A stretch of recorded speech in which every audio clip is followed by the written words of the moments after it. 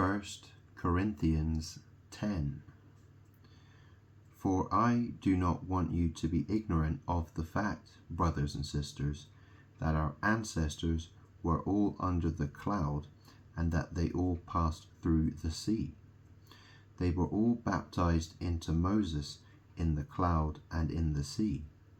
They all ate the same spiritual food and drank the same spiritual drink, for they drank from the spiritual rock that accompanied them, and that rock was Christ. Nevertheless, God was not pleased with most of them. Their bodies were scattered in the wilderness. Now, these things occurred as examples to keep us from setting our hearts on evil things as they did.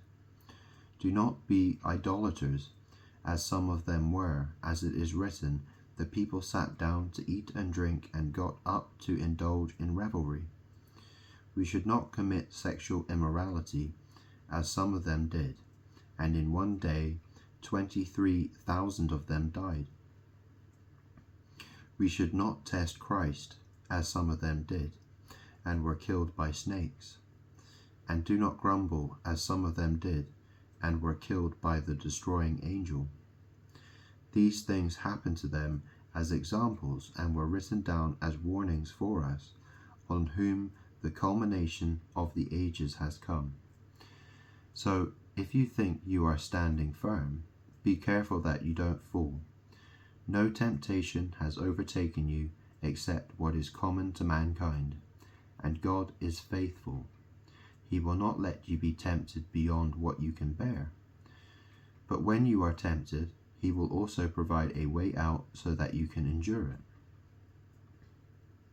Therefore, my dear friends, flee from idolatry. I speak to sensible people.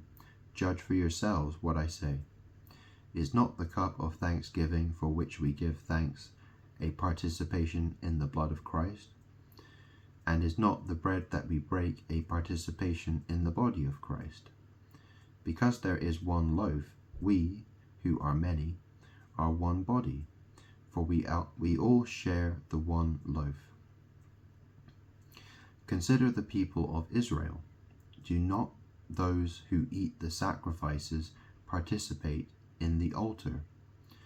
Do I mean then that food sacrificed to an idol is anything, or that an idol is anything?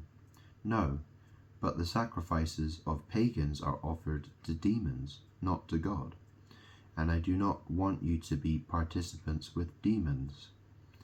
You cannot drink the cup of the Lord and the cup of demons too.